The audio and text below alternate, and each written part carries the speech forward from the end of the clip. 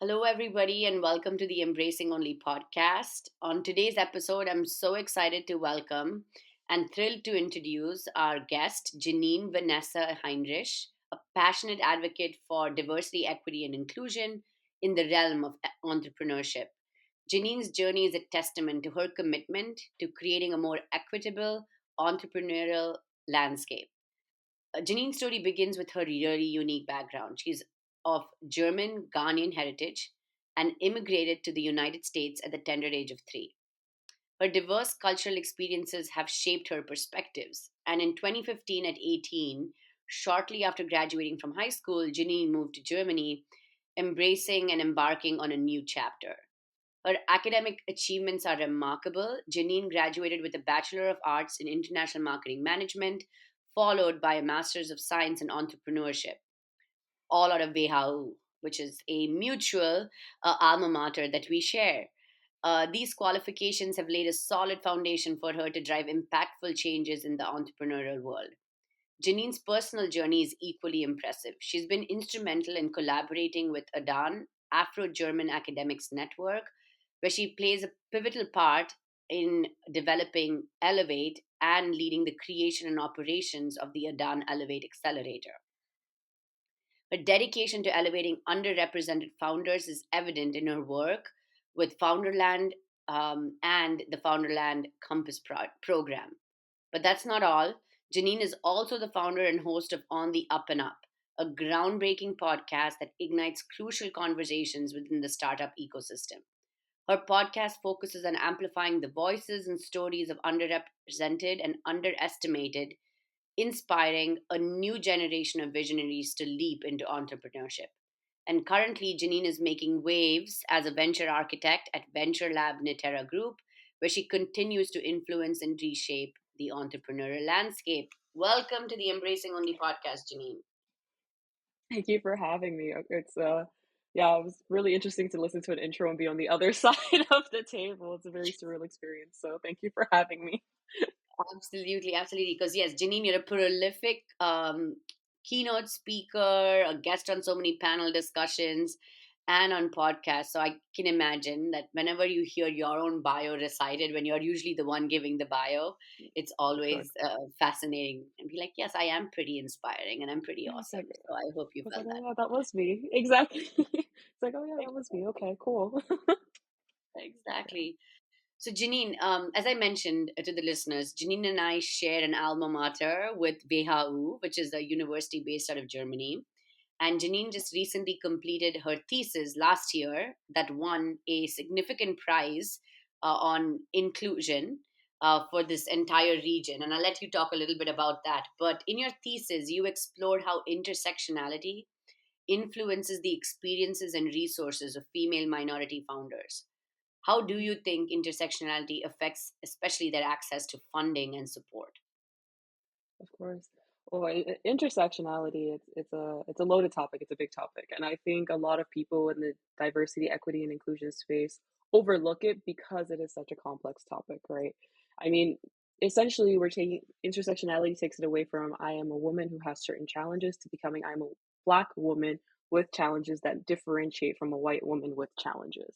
And now, when you're taking in those intersections of not only your gender, but your ethnicity, your socioeconomic level, you start to realize, okay, the topic of diversity, equity, and inclusion is extremely complex. Um, but the inspiration for this research really came from when I was myself was dabbling with a startup idea that I was trying to get off the ground. And I would always see programs specifically for women entrepreneurs or artists of color. And I was like, okay, this is great. But when we look at the statistics, and I also think the 2023 Atomical Report also says this now too, the research is either stagnated or it's got I mean the funding for these group of founders is either stagnated or getting worse. So then it leaves Mhm. the question what's going on, and that's when to me I was like, obviously the problem is more than just gender or ethnicity. It's a multifaceted issue with all of these intersectionalities coming together that are making it more challenging. And that was when I was like, okay, let me embark on this research and see what I can find out during my master's studies. And essentially when I was doing that, it really pulled to the forefront the different archetypes of an entrepreneur, right? You, of course, have your typical white male entrepreneur, went to prestigious university, has a great network, doing really well, figured it out. And you start to realize that when you're doing this kind of research, gender definitely makes a major difference. I mean, even the way we as women, as children, are reared into being a little bit, don't ask for certain things, try to be a little bit more humble with your request, don't be so boastful, right? And boys are told to go out there, ask for it, be more aggressive, it's fine, right? Those Mhm. things already make a difference. Then we take into the factor socioeconomic level, which means maybe you didn't have the access to certain education institutions as well. Then we take in the factor of your ethnicity and the stereotypes and discrimination that come about that. All of a sudden, all of these things come together, and you realize this founder with all of these intersectionalities versus another founder might have significantly different challenges in raising funding. And that was kind of what the culmination of the research was. And that's when I took it one step further to try to understand how people negotiate these intersectionalities, the advantages and disadvantages that are coming with it to navigate the startup ecosystem. And so Mm. you started to see, for example, some women who maybe present more Caucasian or white in their appearance, but then also studied at certain institutions, maybe have a background in investment banking and consulting, have a Mm. significantly different experience getting Mhm. funding or getting their place in the entrepreneurial ecosystem than a woman who maybe did not have those educational backgrounds as a woman of color, or more specifically a black woman, for example, and is coming from maybe just a normal academic institution, nothing prestigious, doesn't have access to that network already. So that was kind of how what the research was showing, and then how people trade off these Mm. different characteristics to navigate the ecosystem was also really fascinating to see. So yeah, that was how it started. Yeah. No, I mean, it is much needed work, because what is true in the corporate boardrooms is very true in the startup funding ecosystem as well, Yes. where people are, I would say in the startup ecosystem, it's more they're curious to learn, and they're like, oh, yes, of course, we need to have diversity. They're like, okay, do we have a woman founder? And that's what they would, fly high as a flag. But just as much as we see in the corporate space, wherein the minute, you have a lot of employee resource groups doing a lot of work with Hmm. communities, but the minute we talk about, well, what about women and then black women in STEM, for example, right? Like all these three, like engineering, this and this, then it's like, well, don't overcomplicate it. It's like, no, it needs to be overcomplicated, because these women don't have, e- forget even access. They don't even know that access exists, right? And the same, what I'm hearing you say is what I'm from your research, and even just from starting to get engaged with the startup ecosystem myself, is what I see consistently, with just the ideas that are pitched, with them not clicking with investors, because they're Yeah. usually white men sitting in a boardroom, or a room, listening to these ideas. And there was this Hmm. really interesting LinkedIn post I saw a couple of weeks ago, where this female investor was in Spain, and Hmm. she mentioned that she was listening to pitches from female like a few different founders. The men who had the men who had, no viable product identified yet, like no product market fit, had very had actually no revenues either, were asking Hmm. for close to a few $1 million. And the women who had 5 years of, being in market, uh, I think 300,000 or something plus in profit year after year, were Hmm. asking for $250,000, which is Yeah. dramatically different, right? So this is where I have a question. You talk a lot about how your the pitches need to really really stand out for women, and especially female entrepreneurs. And Hmm. you did an episode with Christopher Solich.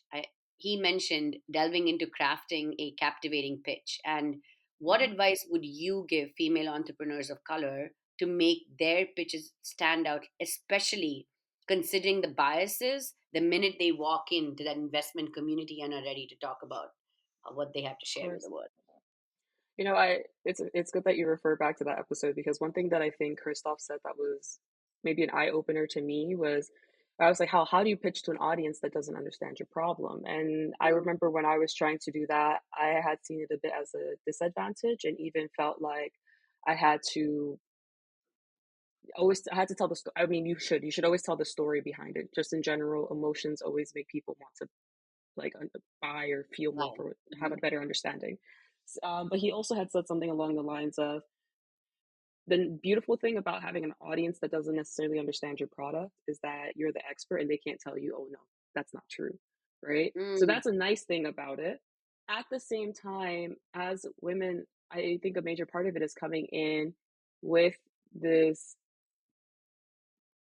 strong energy of I am the expert, and mm, really coming in and making sure that you're not framing things along the lines of, "Oh, I don't know," but it's okay to say you don't know, but these are my steps to figure it out. And this was also the thing that I found, forgot which episode I was talking to with it, but it could become a 15-step process instead of a two-step process for you to get to the end goal of your startup, right? But you as a founder, your job is not to say I have all the answers. Your job is to say, this is what I'm trying to get to, and this is how I'm going to get there. And then you have the numbers, the stats, and the figures to say, this is how these are the people who have this problem, and this is how I can create a profitable business. mhm, Um, at the same time, I've sometimes seen with women entrepreneurs, especially those who maybe are working on a niche product for a particular segment, we might be going for the wrong fundraising at that particular time. Like for me at that time, I think I was doing the wrong thing by going for VC funding mm, for a business that was not going to scale at the multiples of a VC case. And I oftentimes think that people don't fully understand the funding mm, mechanisms behind a startup and what exactly that means for your business. So I would have to say there's a major part of education where sometimes for people coming from a background that didn't necessarily have access to it, you wouldn't understand necessarily. You would feel like, oh, the investors are being biased, which they are. There are certain times they are being very biased, but there's also other times where you just don't have a business that's that case. But if you do have a business that is the case, then it's simply a matter of showing these are my steps to get there. This is how I'm going to do it, and have the facts, the numbers. And so you do a little bit of ethos, pathos, and logos in your mm, speech, right? And the last thing that I would also say is from my research, what I saw was that there's a very strong difference between promotion focused questions versus prevention focused questions. And tell these me are more. questions that your investors would typically ask you. And oftentimes, women are asked questions around prevention focused. So, Mm, how do you plan on making sure that your competitors don't take advantage of your business?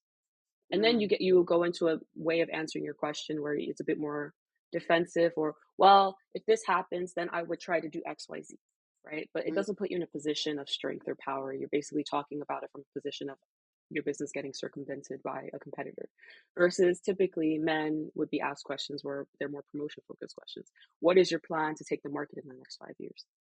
mm. Well, over the next 5 years, I plan on doing X, Y, Z to get there. You see how the different nature of the questions give you a different nature of your response.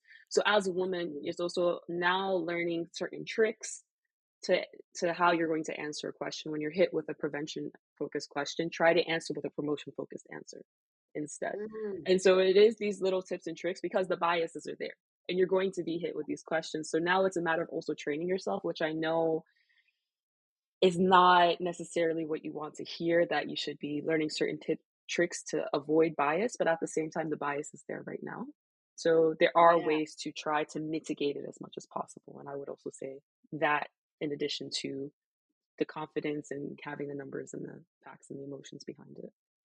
Yeah, I That mean, was a long yeah, the answer. reality is, yes, bias exists. And one of our key focuses with our community at the Embracing Only podcast is how do you thrive in spite it all?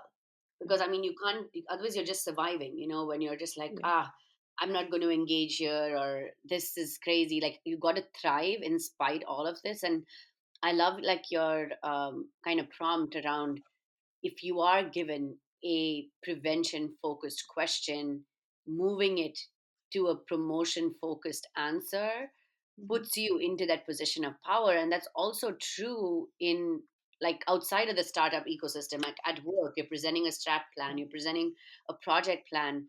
Because the minute you get into defense, there is no coming out stronger um, Mhm. to showcase that I know what I am doing. I am the expert that you mentioned. And I love that Yeah. reframe that Christoph shared, right? That especially when you're focused on a new topic, you are the expert. So no one can question your expertise. Yeah.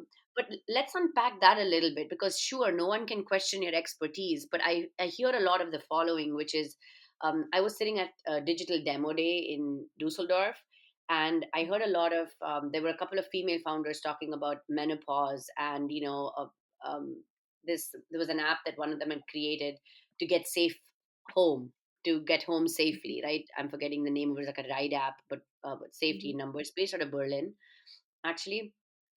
And there were men in the audience who were actually some investors, and the questions, they were not asking the question from the perspective of, wow, this woman's an expert and she knows where she's taking a business, but instead they were asking questions to unpack menopause.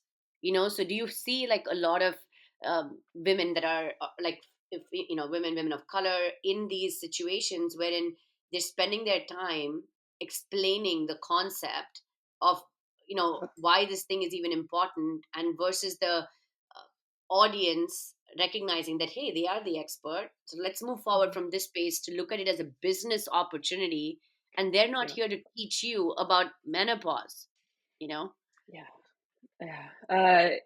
And it's a fine balance between the two, I would say. Mm, Because on one hand, when you have an audience, especially an audience that you need something from, mm, who needs to understand it to be able to give you something. Now, for me, it becomes a question of, are they asking to understand so that they're more inclined to help, or are they just asking to question your expertise on the topic? mm, And my thing is, storytelling is so key in your pitch, right? You don't have that much time to pitch. So when you're pitching, try to tell the story. And I think Christoph said this really well, and I've tried this myself. Try to tell the story from a perspective that your audience would understand. Maybe it's their wife, maybe it's their daughter, maybe it's a parallel illness that a man may face that has similar symptoms. But try to tell it from a perspective of that so they can kind of empathize with the problem yeah, more and truly understand how debilitating that can be. Whether you break that down into numbers, saying on average, women are missing XYZ amount of hours at work because of the impacts of this, whatever it is. And then you say that's essentially the same amount as 4 days out of office per month. I don't know. Something along those lines, right? But really breaking it down to an emotional level, but then also being able to quantify it. Now, at the same time, you can't win everybody. And this is where I always say you need to lean into your power and you need to lean into your position of strength. You are the mm, expert and don't allow yourself to be pushed down by someone who does not understand the topic. And this mm, is also why it's a great filter for you to figure out who you do and you don't want to work with, right? mm, Because if this person is constantly questioning your expertise and is not fully trusting you, you don't want that person as an investor. Stop trying to win them over. Like yes, there comes to a point where you have to be a bit arrogant and you're just like, I'm not I'm not entertaining this anymore. And it's a great way for you to filter through who you really want to work with and who is better left on the sideline. Because anyway, your investor is basically like a partner for marriage. You're stuck with them, and if they already suck from the beginning, they're going to get worse during that yeah, period of time that you're building your company. So if you can already filter that out from the very beginning, leave them to the side. Because there's also investors who invest in companies who have absolutely no idea what the company does, but love the founder. You want yeah, people who believe in you as a founder, someone who's going to really encourage you. They may not necessarily understand what you're building, but they trust you. So that's why I really say it's a fine balance between the two of understanding where the questioning is coming from. But at the same time, you want people who are your champions. Your investors should be your champions. They should be the ones to help you open your next doors, get you to that next level. They're not the ones building the company for you. You're doing that. They need to trust that you can do it and that you're the expert. And so that's yeah, why I always keep saying, like, you really need to stand in your power because it's your company at the day, it's your vision. Lean into that. Filter out the naysayers and the others. We don't need them. yes, 100%. And I mean, and this is applicable across the board. I'm thinking about like my own journey as a Yeah. solopreneur now, right? Like with the clients I choose to work with.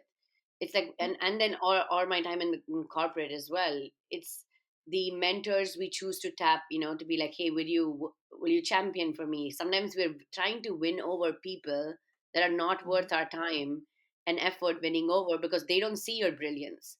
They don't Yeah. see what impact you can drive.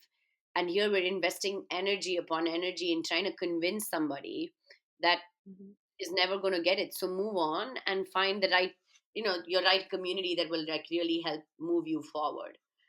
Exactly. But And I maybe want just to quickly jump into what you've just said there, because you said we still have to thrive despite everything that's going on. And that's Yes. why I say this too, because this is a hard lesson that I've been learning as I'm still relatively young in my career getting there.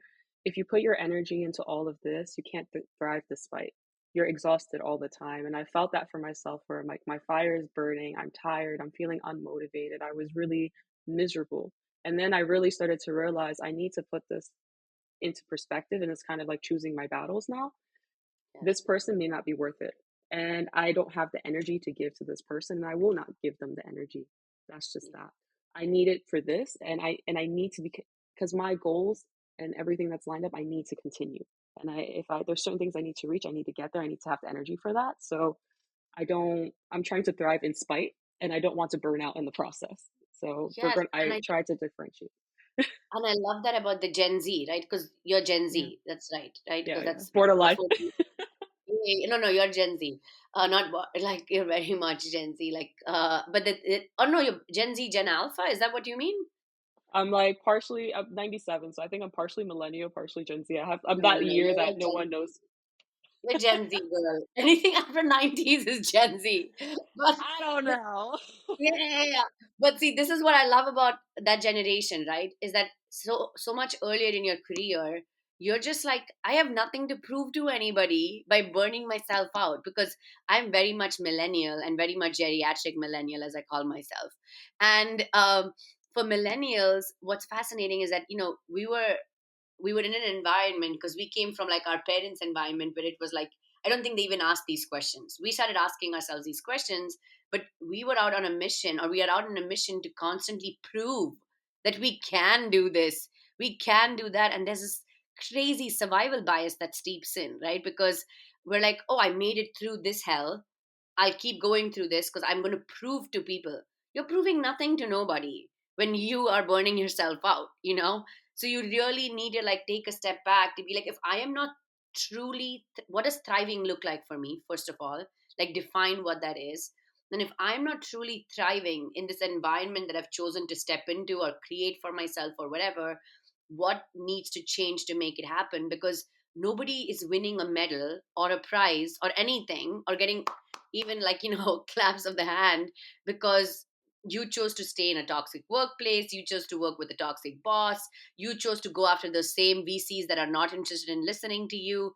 None of that matters, right? So this is where like community plays such a significant role. And so for the onlys in this Mhm. space that you continuously see and you help navigate, how can they help create that sense of community to help them recognize those moments where they're merely surviving, but they Mhm. can, by changing a couple of things, they can truly thrive. That's a that's a really good question, and I think I mean I think it's a very individual experience. I can only talk about it from my personal experience. And as a kid, I was always the only, right? Like, I always joke that I was a mixed fit. Like, Mm, German-Ghanaian, grew up in the US, wasn't black enough for the black kids, definitely wasn't white for the white kids. Looks could mm, pass for Hispanic, but wasn't couldn't speak Spanish, so didn't fit with them either, right? So I was always the outcast in school, and even though I went to a school with a graduating class of 1,000 people, I always joked that my mm, friends and I were the friends that were left over from all the cliques that didn't fit into those cliques. mm, Um, and I think I spent a lot of time as a kid wanting to be a part of something, right? Like, even though I played sports, I didn't necessarily completely fit in with the jockier kind of kids on my lacrosse team. So I remember always trying to get in there. And I think a part of it, to start to get to that place, it's a journey of looking inward first mm, and kind of understanding. And for me, I mean, this is something that I'm still working on every day, right? Because of course it's easy for me to fall back into things. I have moments when I'm seeing what's happening in the startup ecosystem, I'm like, oh, why am I not a part of that? Why should I should try to go be more active in this space? But I'm like, I don't have the energy right now for that either, and I mhm, have to give myself the grace. And so looking back, when I looked inward, I started thinking to myself, okay, what was it like? Is it because you're not going out enough? I'm like, well, that's not my natural personality. I'm naturally more introverted. I'm not the one who's going to go out of my way to meet people. Fine. mm. But I am better at creating one on one dialogues and better in smaller groups. So I'm going to lean more into environments where I can do those kinds of things instead. Yeah. And maybe I didn't necessarily get along with those people, but why didn't I get along with them? Okay, for me, I found some of them a bit energy draining to be around. I'm naturally prefer to be in a more quiet environment. Some people are just louder and more boisterous. It was a lot for me. I just have to Mhm. respect that that doesn't work for me. And so Yeah. it's those kind of little things of understanding myself first that made it easier for me to then understand how I can plug myself into the environment around me. And so to this day, you probably are not going to see me so often at a huge networking event because I just don't like it. It's not fun Mm. for me. I find it draining. I find it exhausting. And I often find myself feeling out of place. I am like, I Mm. never know how to like walk up to someone and just start a conversation. That doesn't work. Mm. But you might find me at a more intimate setting where it's going to be a dinner setup and a few people, and that's where it works. And then in that, I'm able to create more of a community of people that I can connect with easier. And so for that's why I keep saying it really starts within with understanding yourself. For me, I had to hit rock bottom as well in that process because growing up, always feeling out of place, there gets to a point where you're like, am I ever going to feel like I'm included? But Mm. then you start to realize there's society's idea of what that should look like. But that's not necessarily my idea of what that should look like. It's the same thing like you just said with what is thriving, right? For Yes. me and you, thriving is two different things. And Yeah. so I have to understand that my thriving looks one way and I want to feel like XYZ in that environment. And that's how I'm going to get there because that fits me, which may not Yeah. necessarily fit you. Like, and that was kind of the process for me in finding that. And I've had to give myself the grace and accept some things are just not for me. I'll probably never enjoy it, and that's okay. Gosh, you're making me think really, really hard, right? Especially when you went back to childhood.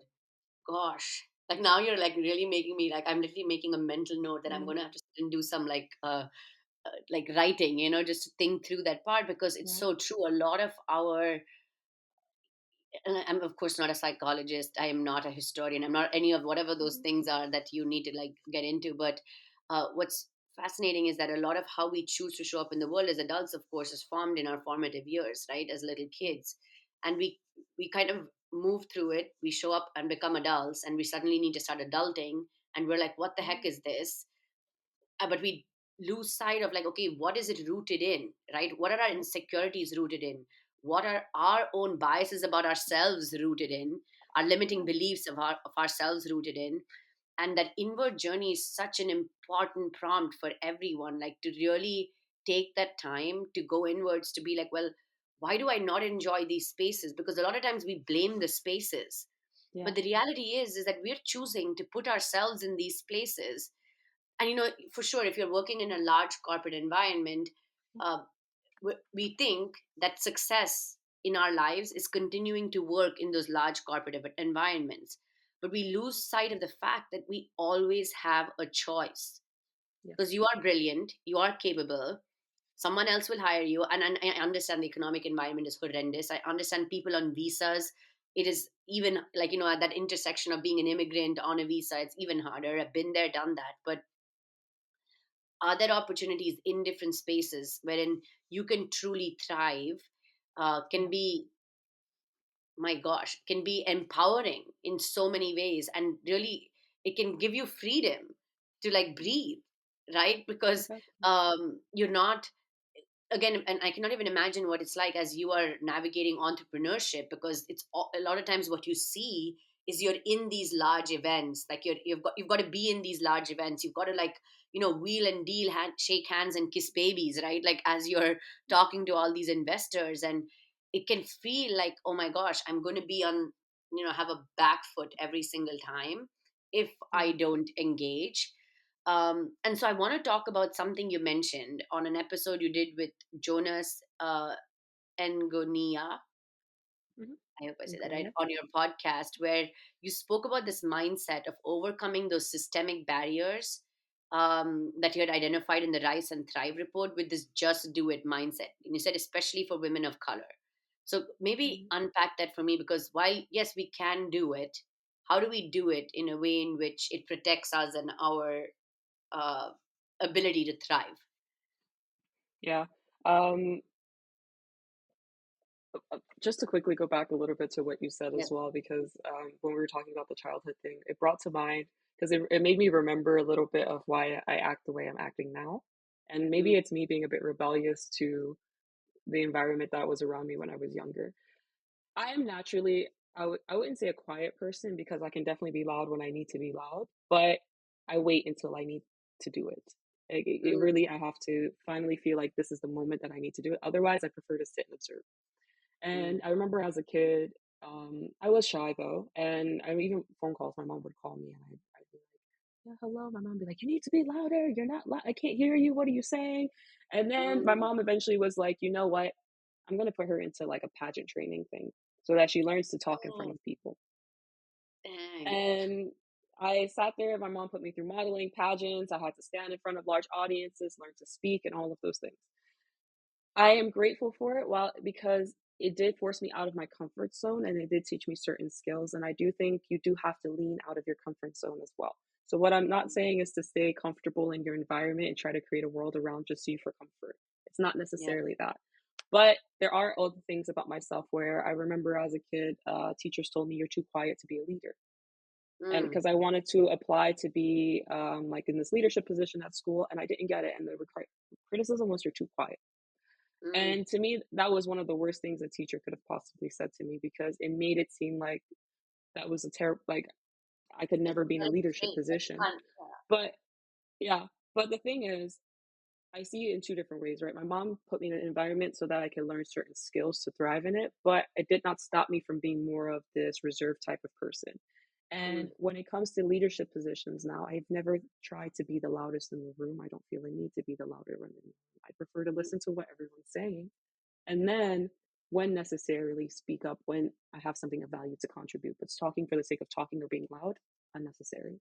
And mm, so just to lean back into what you said a little bit there, that was why I have this combination of lean into your who you are as a person and make it a strength while also mm, putting yourself out of your comfort zone by learning the certain skills to add that to your reservoir to make that even your strength even more of a strength, right? mm. And now to the other question that you had about the systemic biases. So you're gonna have to give me a little bit more context around that actually, because I'm not exactly sure which part of the report. So when I was speaking with him, you said that it was the part about the systemic inequalities that women of color are facing, and then how they kind of push Yeah, through and that. how you kind of have to you were talking about this just do it mindset, and you were Hmm. talking about well sometimes you kind of just have to go in and do in order to thrive, and that was what the report kind of alluded to. I think, yeah. So it's a it is a very multifaceted problem because I would say um, as women of color and oftentimes, especially when you put that the aspect of migration, you would have seen the struggle that your parents went through first, Mm, and then you're looking for more security. And so then you're trying to start your business while working part-time. But if you want your business mm, to really grow to the scale that you imagine, you need to take that leap of faith and risk and just go fully in it. mm. And one of the things, and I really do believe in the just do it mindset because to me, the worst thing, there's nothing that bad ever on the table.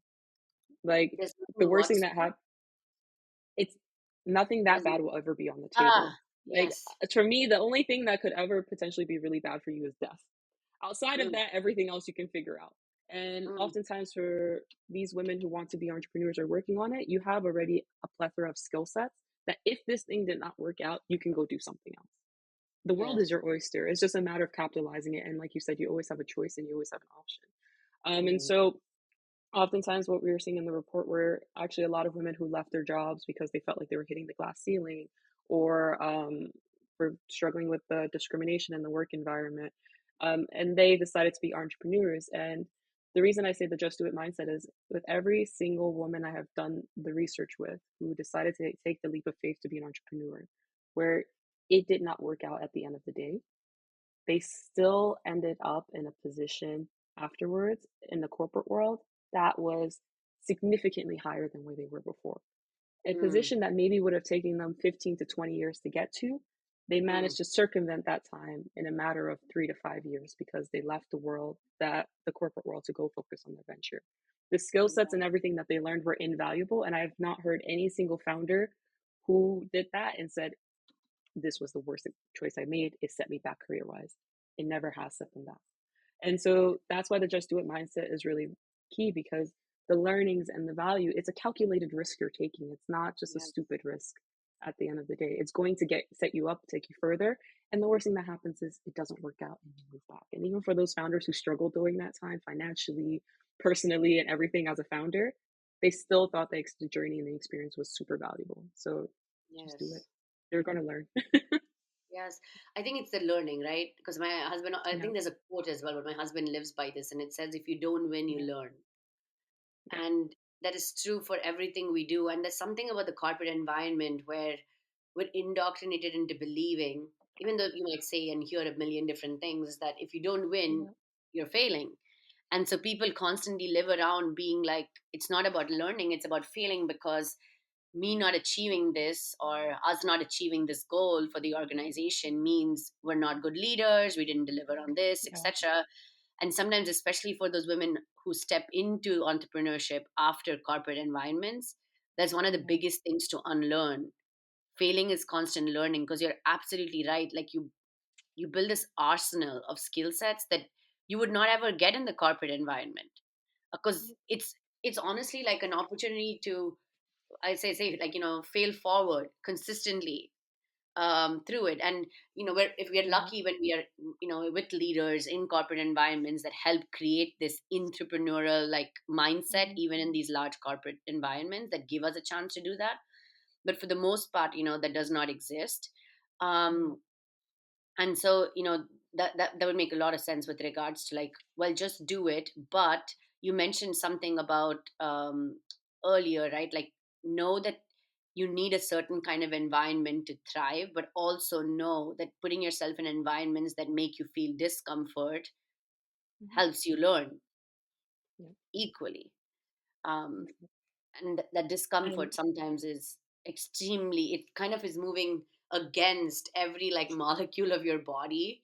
And so as yeah, long as it doesn't compromise with your values, long as it exactly. doesn't compromise with like your mental health, etc., stay within that discomfort, because you'll come out that much stronger. Exactly. And the thing that I would also add to that is exactly to your point about your values. Your values should also align with what you would consider a failure.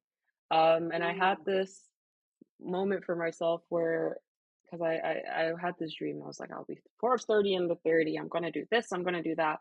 And then the one day I was talking to a friend and I kept hearing about how they regret certain things in the past, and how their parents regret this, and everyone's regretting that, regretting.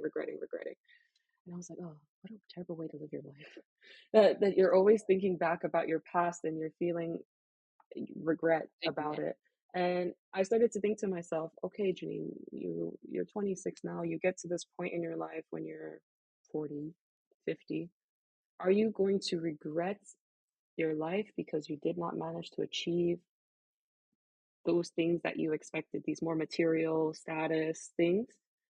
Will you feel this regret? And at the time, I was like, currently, with the way my mind is set, yeah, I will Mm, sit there and I will not feel satisfied with my life. I don't want to be 50, 60 years old and thinking to myself, oh, I didn't achieve it. So then it became a question of, okay, well, what would be a failure to me? What do I really, really want? And taking that down to an intrinsic level of my values. And I was like, well, I want to connect people. I want to learn. I want to feel like, of course, I want to be financially comfortable, and that's important for me. of But I don't course. have to be stupid rich. Yeah, I mean, and I say that with the utmost respect. But I don't need to be insanely rich. I just need to be comfortable for myself, and that Yeah. would be satisfying. And then shifting my mindset to stop seeing failure as you didn't achieve XYZ status or XYZ Mm, position or XYZ house or this or that, and becoming more, I have failed myself when I have not lived up to the values that I set myself. mhm, And everything else outside of that is is not not a failure. I've only mhm. failed myself when I have not lived to the integrity and the values that I have set. That's it. Mhm. Anything else in the process, we're just going with it. I love that for what you said, right? What would you consider a failure?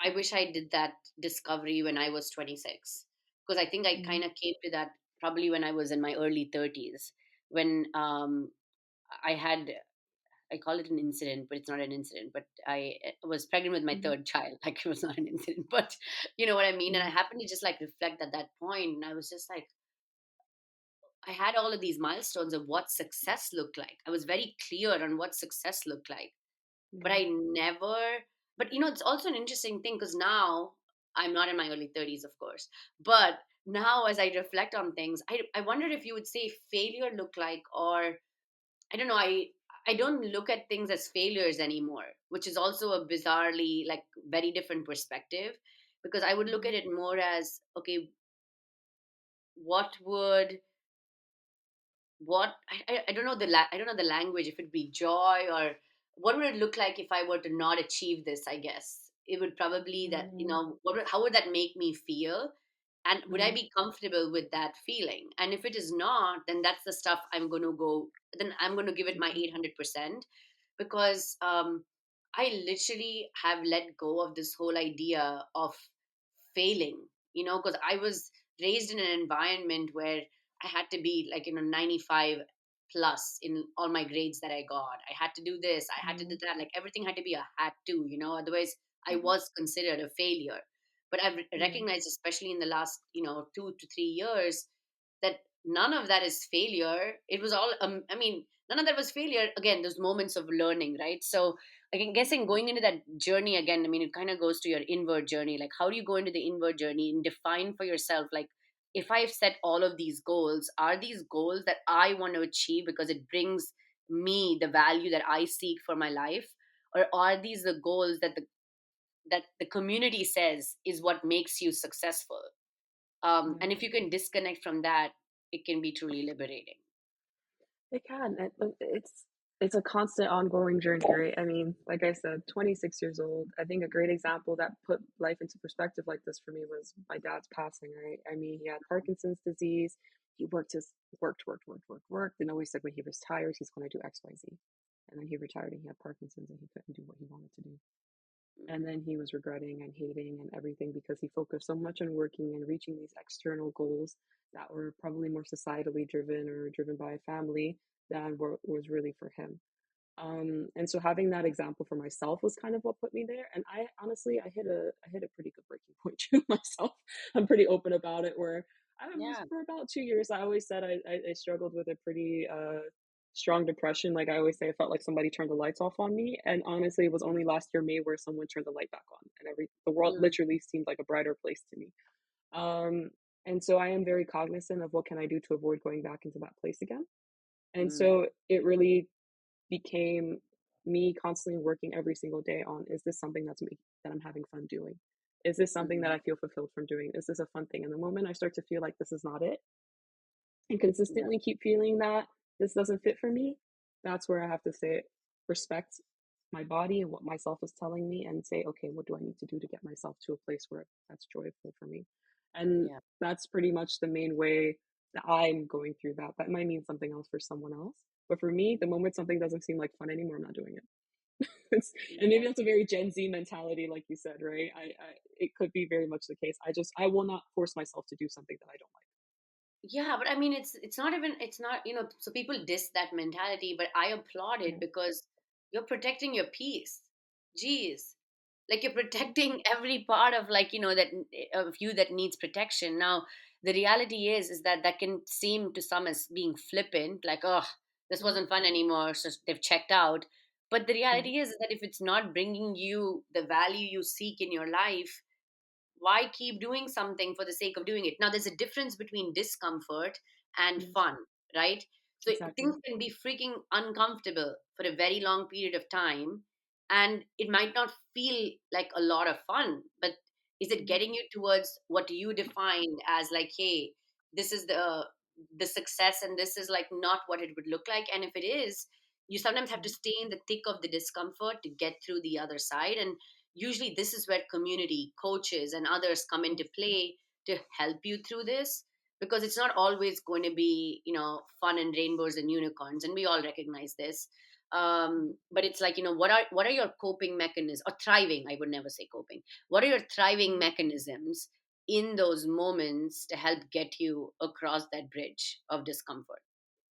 Yeah. Um, well, I mean, getting comfortable with the discomfort, right? So that's also where it says like, when I'm not having fun, that means this thing is genuinely a problem for me. But Mhm. If it's just a bit uncomfortable at the time and that's not fun, that's fine because there's also that dopamine you're gonna get once you make it through, right? You're like, yeah, Mhm. yes, I achieved it. So there's a strong aspect of perseverance that I don't want to seem like, oh, we don't like this, just like you said, being flippant. Um, for me, really, I think your body tells you a lot. So if you just give yourself the quiet time to respect it. So one of the things is I feel like I'm always busy, especially the lessons graduating uni. I was always doing this, doing that. Every evening there's plans, there's work, there's this, there's that, and I never had the time to sit and listen to my body say how it's feeling. And so one of the ways that I help myself thrive in this environment is like I try to do at least half the day on Sunday just for myself.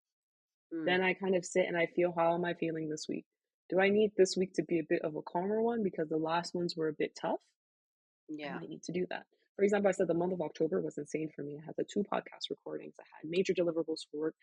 It was so exhausting that by the time I hit that final meeting to one of the top bosses, I call him tier four boss. By the time I got to tier four boss and finished that meeting, I could literally feel the cortisone leaving my body and everything just started to hurt Mm. really badly. And I think as a woman, also, I have to be very cognizant of the fact that my hormonal levels, what's going on during that period of time, also really affects this. And so when I felt that, I was like, okay, for the next week, we're taking it easy. Maybe I'll Yeah. try yoga. I tried yoga for the first time. I didn't make any social plans after. And it's really, I have listening, taking that time to listen to myself is what helps me a lot. And I had to learn that through therapy, where she was like, you're just ignoring your needs. And you Yeah. know what your needs are. Your body knows what your needs are. And I used to always say, yeah, but I don't feel like I'm in tune with my body. Then fine, become in tune with Get your in body. tune with Take the your body. time to listen to it, and it'll tell you. Your neck will be hurting, and you start realizing, oh, it was a really stressful week. I need to just maybe reduce the workload this week, and that's okay too. So it that's kind of the main way that I do it, is just really having that time for myself, because like I said, I know I'm naturally an introvert. My energy comes from I'm more of a when I have a little bit more of a quiet time, a little bit more isolation time to breathe and think. And so Yeah. what in those times is where I can really hear my body say, this is what we're going to need right now. Um, Yeah. and giving myself grace, because like I said, I know what I need to do, but sometimes I don't do it. October, like I said, crazy month. I didn't do that at all. I ran like a headless chicken until I basically almost fell apart at the end of the month, and then was like, okay, okay, I'll take a break now. But maybe I'll Yeah. throw the question back to you. How is that for you? Yeah. Yeah. How is that for me with regards to uh, listening to my body? Yeah. So I would say that, I've been very, very deliberate in how I am writing the script of my life right now. Mm, And so I literally wrote down pen and paper, what do I want my week to look like? What do I want my day to look like? And then how am I going to go find opportunities to make me live that week and day? So to me, mm, getting so clear on what that means ensures that when I look at a week and I reflect on it, for instance, and I see that I violated every aspect of what I said I wanted it to look like, I literally take a step back. And that could mean that it affects income, because I'm my own like businesswoman right now. But yeah. it's weirdly enough, for someone who was so tuned into like security, you spoke about how we saw our parents struggle, and so for us security is so Mhm, critical now, yeah, that it that even then it's okay. I feel like okay because I have listened to what I defined as what my week needs to look like. And of course, as I said, I do violate that every one of those rules from time to time, but mhm, knowing what that looks like makes me come back to um, recalibrating my week, mhm, my day, my whatever, to manage it, right? And so, with what you mentioned, like it's actually a great place to kind of wrap us up to as well, because we're entering into the mhm, holiday season. Like for a lot yeah, of people, it's holiday season, or the world, even if you don't celebrate the holidays, it's like a season where the world tends to kind of go into this madness, and everyone feels the mm, need to rush and to get things done. Like it's year end, it's this, it's that. And I love what you said with regards to listen to your body. And I will add, like, know that you have choices, right? So when you are mhm, listening to your body, which we don't do enough of at all, unless you meditate, unless you like take that time to sit with yourself. Yeah. And then you recognize that you have choices. Those choices will guide you to listen to your body, right? So that's kind of how I'd like to like bring us home here. Hmm. Listeners, we are over our usual 40-45 minute like timeline, but I feel like I have eight more questions that I could like unpack with Janine over here. But Yeah. you've been so sage in your advice, Janine, that you have shared with all of our listeners here. And I'll maybe have you wrap us up, as we look to this, what a lot of people would call like the finish line to the year, especially Hmm. as women and women of color. How, what would you leave them with regards to like protecting their peace to thrive, as they get ready Yeah. for 2024? I would just say give yourself grace, Yeah. honestly. Just be kind to yourself. And I think that that's one of the things that we have the hardest time doing because oftentimes we're coming from a background where you're always having to prove yourself, Mm. always having to be the best, always having to be, if everyone's at 100, you want to be at 150%. But from time to time, maybe you only have 50% for yourself that day. And that is your 100% for that day, and that's okay. Yeah. And it's okay if you planned out your week to look a certain way. Every week I tell myself I will wake up at 7 a.m. and every week I have failed so far. Mm. But it's a matter of putting in certain mechanisms where now I'm trying smaller things. I just try maybe a little bit every day, 15 minutes going to bed a little bit earlier. And if I make it that 15 minutes earlier, I'm happy. Maybe I still won't wake up at 7, but Yes. I had that little win. And giving yourself those little wins and giving yourself grace and just taking the time to listen to yourself. And it's okay to disappoint other people if it means that you yourself are going to feel okay. Because I think a big part of this holiday season and this holiday rush is expectations for many others. And Yes. sometimes it's okay to say no, disappoint them.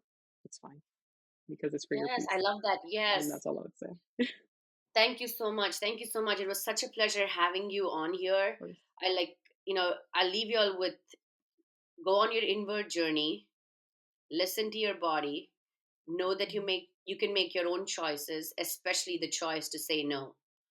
Of course. So with that, thank you so much, Janine. I really appreciate having you on the Embracing Only podcast. And can you just share really quickly with our listeners where they can find you if they want to reach out to you? Of course. Thank you for having me. This was such a fun experience. So if you want to listen to some of my podcast episodes, feel free to check out on the outthenout.io on Spotify or Apple or wherever you listen to podcasts, or follow me on LinkedIn or shoot me an email at janine@ontheoutthenout.io. And yeah, thank you again for having me. Really, really was a pleasure. Same with Janine. Thank you so much.